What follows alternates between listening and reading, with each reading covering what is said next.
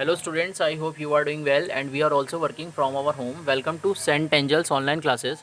In this video, we are going to discuss a topic classification and its need in chapter 3 diversity in living organism of class 9th in subject biology.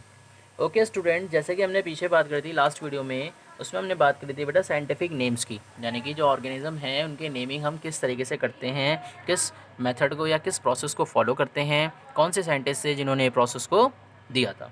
अब बात करते हैं classification and it's need. तो पहले बच्चों classification हमें समझना पड़ेगा ये होता क्या है। क्लासिफिकेशन को समझते हैं क्या होता है, फिर इसकी नीड के बारे में बात करेंगे। तो क्लासिफिकेशन का बेटा मतलब ये होता है, तो due to the huge biodiversity, यानी कहने का मतलब जो हमारी अर्थ पे जो ऑर्गेनिजम्स रहते हैं वो क्या करते हैं बेटा, एक बायोडाइवर्सिटी क्रिएट करते हैं। और उसमें क्या होते हैं, छोटे से लेकर बड़े तक जितने भी नंबर ऑफ लिविंग ऑर्गेनिजम्स होते हैं वो सब आते हैं। अब प्रॉब्लम ये रहती है कि हमारी अर्थ पे मोर देन 10 लाख ऑर्गेनिजम्स तो प्रेजेंट हैं और एवरी ईयर 15,000 और ऐड होते हैं। तो प्रॉब्लम ये है कि भाई अब इन सब के बारे में हम स्टडी कैसे करें, यानी कहने का मतलब the study of each and every organism is not possible. तो अब हमें क्या करना पड़ेगा, देयरफॉर वी कैटेगराइज, यानी इस वजह से हमने क्या करा बेटा, we categorize and classify organism into different groups.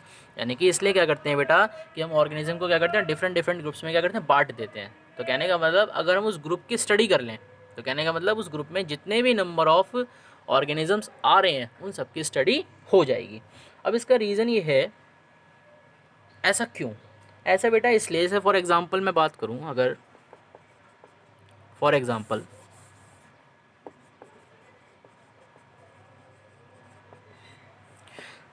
लें कि एक ग्रुप है और इसमें 100 ऑर्गेनिज्म है। कितने ऑर्गेनिज्म है बच्चों, 100 ऑर्गेनिज्म है।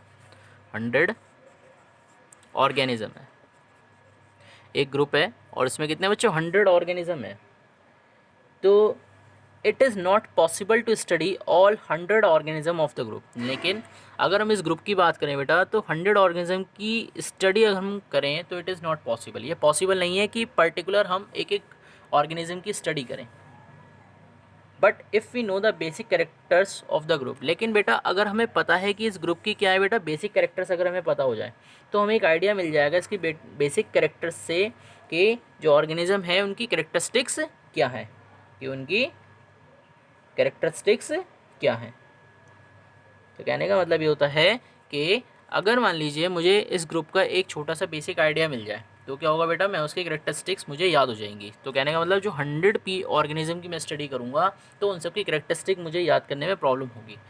100 ऑर्गेनिज्म की कैरेक्टरिस्टिक बेटा बहुत सारी हो जाएंगी, लेकिन अगर बात करूँ मैं ग्रुप की, तो ग्रुप की जो कैरेक्टरिस्टिक्स होंगी वो कम होंगी, लेकिन वो सारी क्या करेंगी, उन 100 ऑर्गेनिज्म की कैरेक्टरिस्टिक को क्या करेंगी, सेटिस्फाई करेंगी।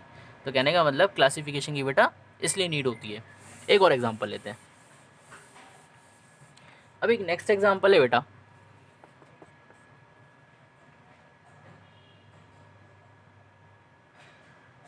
इन a big library, in a big library, एक लाइब्रेरी, एक बड़ी लाइब्रेरी है। लाइब्रेरी क्या होता है बेटा, जहाँ पे क्या रखते हैं, हम बुक्स को रखते हैं। ठीक है बेटा। अब बात करते हैं where books are not classified, लेकिन वहाँ पर क्या है बेटा, बुक्स क्लासीफाई नहीं है और लाइब्रेरी में जो बुक्स हैं वो कैसी हैं, इधर उधर पड़ी हुई हैं।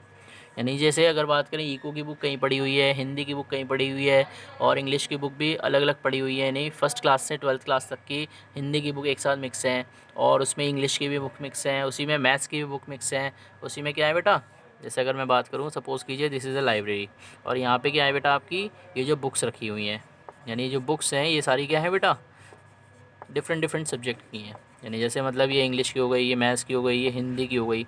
और इंग्लिश की भी कैसी, फर्स्ट क्लास से 12th क्लास तक की, उसमें मैथ्स की रख दी, उसी में हमने हिंदी की रख दी, उसी में एसएसटी की बुक रख दी, उसी में हमने क्या रख दी, जीके की रख दी, उसी में छोटे बच्चों की कंप्यूटर की भी रख दी, इसी में हमने क्या रख दी, ड्राइंग की भी रख दी, और इसी में क्या करा, हमने एक जनरल अवेयरनेस की क्या रख दी बेटा, किट रख दी।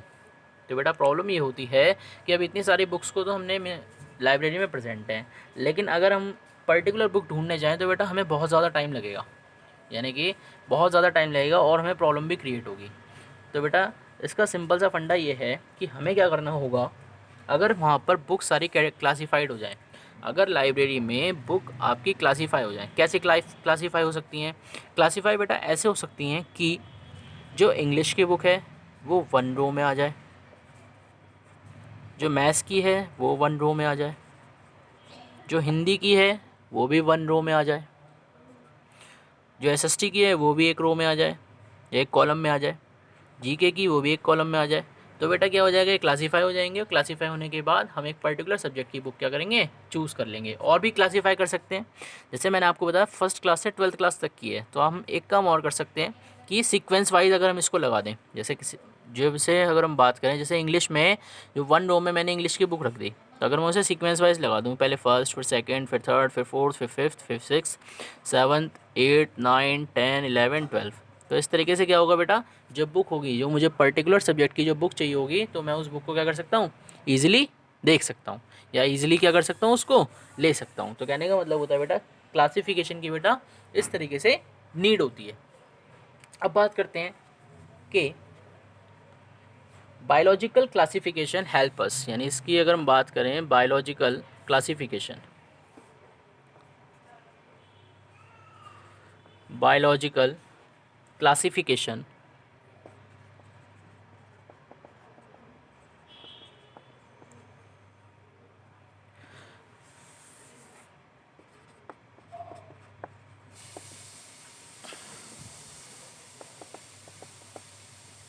biological classification help us to identify help us to identify biological classification help us to identify and recognize organism and recognize organism. कहने का मतलब जो बायोलॉजिकल क्लासिफिकेशन होता है, ये क्या करता है, हेल्प अस टू आइडेंटिफाई, ये क्या करता है, हमें आइडेंटिफाई करने में क्या करता है, हेल्प करता है, और ऑर्गेनिज्म के बारे में क्या करता है, जानने में हेल्प करता है, ऑर्गेनिज्म को पहचानने में क्या करता है, ये हेल्प करता है। तो बात करते हैं द साइंस ऑफ क्लासिफिकेशन, यानी कि जो साइंस होती है क्लासिफिकेशन की, science of classification,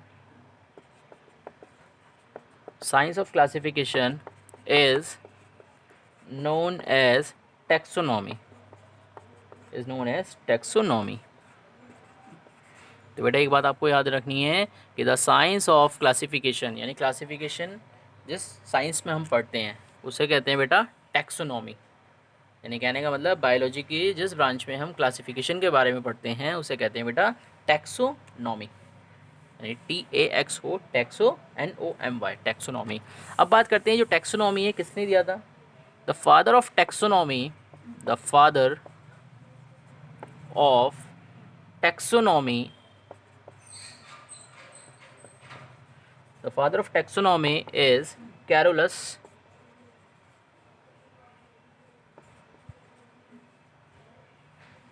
Linnaeus. The father of taxonomy, यानी जो टैक्सोनॉमी के जो फादर हैं वो कौन है बेटा, वो हैं हमारे कैरोलस लिनियस। कैरोलस लिनियस ने क्या करा था, फादर ऑफ टैक्सोनॉमी कहा जाता है। यानी कहने का मतलब जो टैक्सोनॉमी की जो ब्रांच दी थी वो कैरोलस लिनियस ने प्रोवाइड करी थी, तो इसलिए इनको क्या कहते हैं बेटा, फादर ऑफ टैक्सोनॉमी कहते हैं।